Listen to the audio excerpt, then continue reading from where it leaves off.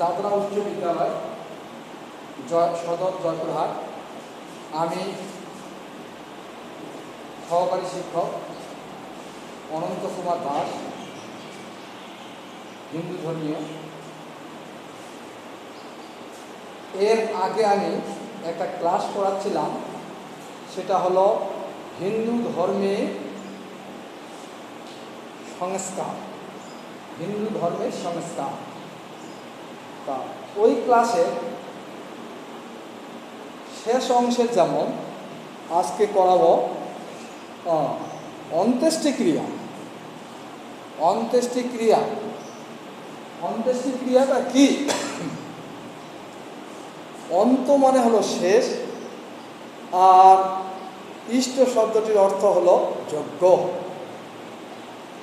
এই দুইটা মিলেই হলো অন্ত্যেষ্টিক্রিয়া, শেষ যজ্ঞ। অর্থাৎ অগ্নিতে মৃতদেহকে আহুতি দেওয়া। মৃত্যু মানে দেহ থেকে আত্মার বহির্গমন। আমাদের এই দেহটা কিন্তু একটা পাখি খাঁচার মতো। পাখি যখন খাঁচার মধ্যে থাকে না, তখন সেই খাঁচার কোনো যেমন মূল্য থাকে না, তদ্রূপ আমাদের আত্মাটা যখন বের হয়ে যায়, দিব্যলোকে যায়, তখন এই খাঁচার কোনো মূল্য নাই, তখন মৃতদেহ হয়ে যায়। আত্মা দেহ হইতে অন্তর্নিহিত হইলে দেহ একটি প্রাণহীন অচল পদার্থে পরিণত হয় এবং ক্রমে ক্রমে এটি পচে যায়।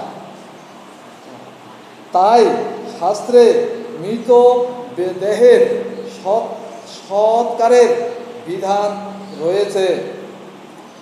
এই সৎকারই অন্ত্যেষ্টিক্রিয়া নামে পরিচিত।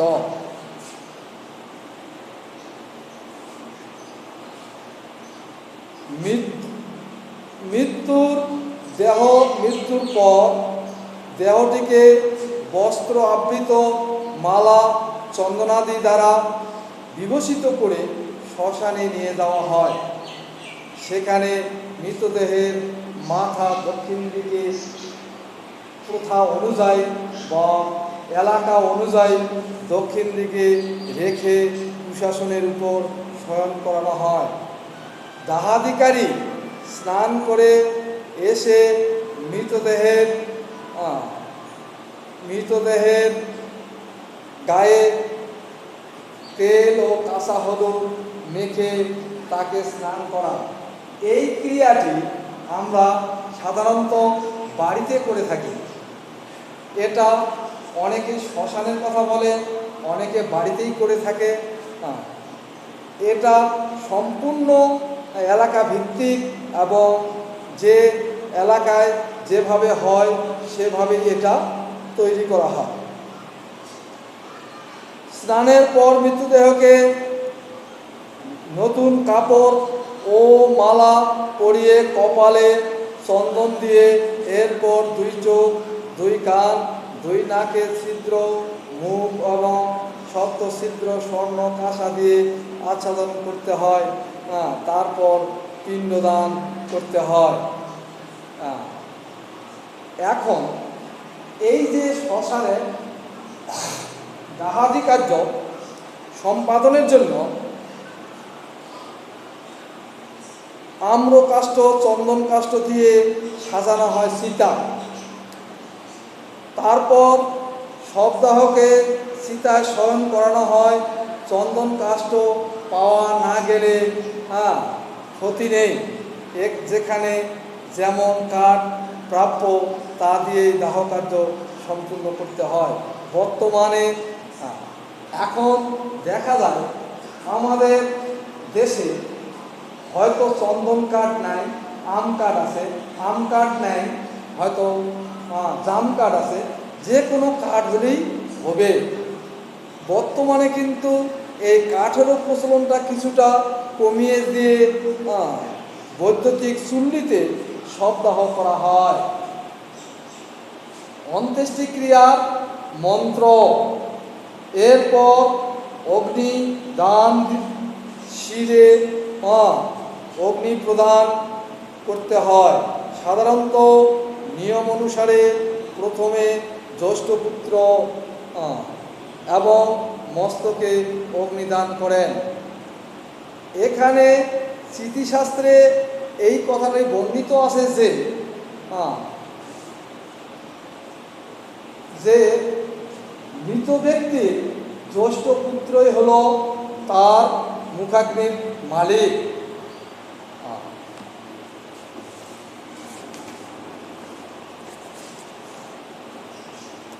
অগ্নি দানের পূর্বে শবদাহকে 7 পাক কিংবা 3 পাক প্রদক্ষিণ করতে হয় সীতার চতুর্দিকে, এটা একটা নিয়ম আছে। এরপরে করতে নিম্নোক্ত কিংবা প্রদক্ষিণ করতে নিম্নোক্ত মন্ত্র পাঠ করতে হয়। ওং কীর্তাতু দুষ্কৃতাং কর্ম জানতা ব্যাপা জানতা মৃত্যু কালবশং সর্প্রাপ্য নরং পঞ্চত্ব মা গমতম ধর্ম ধর্ম ধর্মা ধর্ম সমাযুক্তং লোভ মোহ সমাবৃত্তম দয়ং সর্ব গাত্রাণি দিব্যানো লোকানো সতচ্যুতু। অর্থাৎ জেনে বা না জেনে তিনি হয়তো দুষ্কার্য করেছেন, এই মৃত ব্যক্তি বেঁচে থাকাতে জেনে বা না জেনে অনেক দুষ্কার্য করেছেন এবং মৃত্যু কালবশে তিনি পঞ্চতত্ত্ব প্রাপ্ত হয়েছেন। তিনি ধর্ম ও অধর্ম বা লোভ ও মোহাচ্ছন্ন তার সকল শরীর দগ্ধ করুন, তিনি দিব্যলোকে গমন করুন। দাহাদি শেষ হলে চিতায় জল দিয়ে আগুন নিভিয়ে দেওয়ার প্রচলন শাস্ত্রীয় আছে। ইহা ছাড়া গ্রামে গঞ্জেও ইহা ছাড়া সব অনুষ্ঠানেই সব জায়গাতেই এইটা প্রচলিত আছে। শ্মশান বন্ধুগণ ও দাহ কার্যে নিয়োজিত সকলকে স্নান করে পরিচ্ছন্ন হবেন, এটা সবখানেই আমরা করে থাকি। অন্ত্যেষ্টিক্রিয়ার গুরুত্ব। আত্মা দেহ থেকে নির্গত হলে দেহটি হয়ে যায় জড়বস্তুতে পরিণত হয় এবং প্রাকৃতিক নিয়মে ধীরে ধীরে এটি পচন শুরু করে।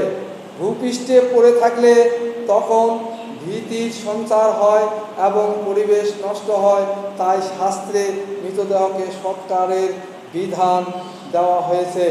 সুতরাং সব দেহের অন্ত্যেষ্টিক্রিয়া একটি ধর্মীয় বিধিবিধান। তবে অন্ত্যেষ্টির শুধু যে ধর্মীয় দিক থেকেই গুরুত্ব আছে তা নয়, সামাজিক দিক থেকেও এটি একটি গুরুত্বপূর্ণ কাজ। কেউ মারা গেলে পাড়া প্রতিবেশী আত্মীয় স্বজন দেখতে আসেন। মৃত ব্যক্তির পরিবার জ্ঞাতিবর্গ অশৌচ পালন করেন, তা করে আত্মার প্রতি শ্রদ্ধা প্রদর্শন করেন। এতে সামাজিক অনুশাসনের বন্ধন আরও দৃঢ় হয়। তাছাড়া অন্ত্যেষ্টিক্রিয়ার মন্ত্রটি উচ্চারণ করলে আত্মা পবিত্র হয়, সকলের মধ্যে একটি সৌহার্দ্যপূর্ণ মন তৈরি হয়, মানুষের মধ্যে সামাজিক মূল্যবোধ সৃষ্টি হয়। এই আমরা অন্ত্যেষ্টিক্রিয়া পেলাম। মানুষ জীবিত থাকার পর যখন মারা যায় তখন তাকে আমরা অন্ত্যেষ্টিক্রিয়ার মাধ্যমে সব কিছু সমাপন করি। এই অন্ত্যেষ্টিক্রিয়া একটা অশৌচ আছে। এখন প্রশ্ন হলো অশৌচটা কি? অশৌচ মানে শৌচতার অভাব। শৌচতার অভাব যেটা, সেটাই হলো অশৌচ। আচ্ছা, এখানে শৌচের শব্দের অর্থ অশুচিতা। শৌচ শব্দের অর্থ শুচিতা, আর অশৌচ শব্দের অর্থ হলো শুচিতার অভাব বা পবিত্রতার অভাব। এখন মারা গেলেও একটা প্রশ্ন হলো কি, মারা গেলেও একটা আমরা শৌচ পালন করি, অশৌচ পালন করি। আবার জীবিত থেকেও আমরা জন্মগ্রহণ করলেও আমরা অশৌচ পালন করি। এখন প্রশ্ন হলো অশৌচ কত প্রকার? অশৌচ দুই প্রকার। একটা হলো মৃতা অশৌচ, আর একটা হলো জননা শৌচ। জননা শৌচ আর হলো মৃত্যু অশৌচ, মৃত্যুতে অশৌচ। এই দুইটি অশৌচ আমরা পালন করে থাকি। পিতামাতার মৃত্যুর পর অশৌচ কাল ভবিষ্যান্ন এবং ফল ফলাদি খেয়ে জীবন ধারণ করতে হয়। এসব কঠোর সংযমের পালনে সংযম পালন করে শ্রাদ্ধ করার উপযুক্ততা অর্জন করতে হয়। অশৌচকালে উঠানে একটি তুলসী গাছ রোপণ করে সেখানে প্রতিদিন মৃত ব্যক্তির উদ্দেশ্যে জল ও দুগ্ধ প্রদান করতে হয়। পিতামাতার মৃত্যুর পর চতুর্থ দিনে ও দশম দিনে পিণ্ড দান করতে হয়। এই পিণ্ডকে বলা হয় পুরোপিণ্ড। আমরা এখন আমার প্রশ্ন হলো এই পুরোপিণ্ডটা কি? আমাদের পিণ্ড দেই, পিণ্ডের মধ্যে পুরোপিণ্ড একটা আছে। পুরোপিণ্ডটা হলো তৃতীয় অথবা দশম, তৃতীয় নয়, চতুর্থ অথবা দশম দিনে যে পিণ্ড দান করি, মৃত ব্যক্তির উদ্দেশ্যে চতুর্থ এবং দশম দিনে যে পিণ্ড দান করা হয় তাকেই বলা হয় পুরোপিণ্ড। পুরোপিণ্ড দিতে হয় মোট 10টি। অশৌচকালে মস্তক মুন্ডন করে নববস্ত্র পরিধান করতে হয়। অশৌচান্তের দ্বিতীয় দিবসে হয় শ্রাদ্ধ। অশৌচ পালনের বর্ণপ্রথা প্রভাব দেখা দেয়। এখন দেখা যায় আমরা বিভিন্ন বর্ণের লোক সমাজে বসবাস করি, যেমন ব্রাহ্মণ, ক্ষত্রিয়, বৈশ্য, শূদ্র। এই যে 4 জাতের লোক আমরা বসবাস করি, এই 4 জাতের লোকের মধ্যে সবার কিন্তু অশৌচ মৃতাশৌচ এক নয়। এক একজন এক একটা পালন করে থাকেন। তার মধ্যে ব্রাহ্মণ 10 দিন, ক্ষত্রিয় 12 দিন, বৈশ্যের 15 দিন এবং শূদ্রের 30 দিন অশৌচ পালনের বিধান শাস্ত্রে আছে। তবে বর্তমান প্রায় সকল বর্ণের ও গোত্রের মানুষ 10 দিন অশৌচ পালন করে। একাদশ কিংবা 13-10 দিবসে কেউ 15 দিন অশৌচ পালন করে। ষোড়শ দিবসে শ্রাদ্ধ অনুষ্ঠান করে থাকেন।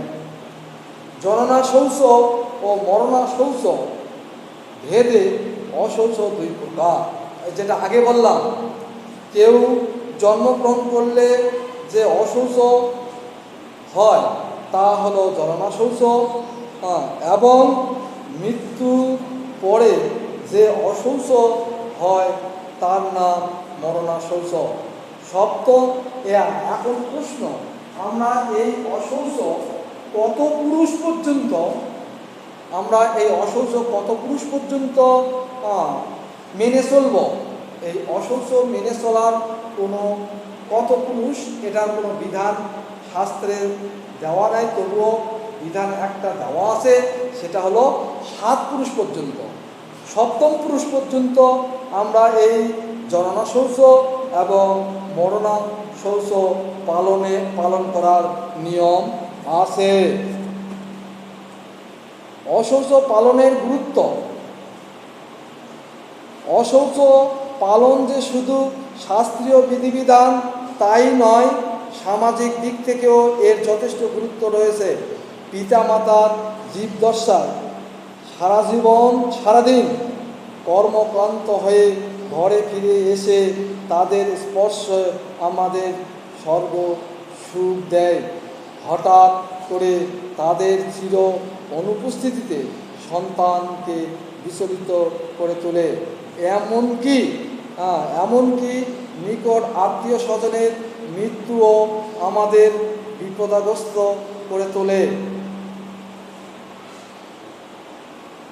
তাদের আত্মার জন্য, আত্মার শান্তি কামনায় নিজেদেরকে প্রস্তুত করতে হয়, কিন্তু বিচলিত মনে ঈশ্বরের প্রতি সবিনয় পূর্ণ একাগ্রতা আসে না।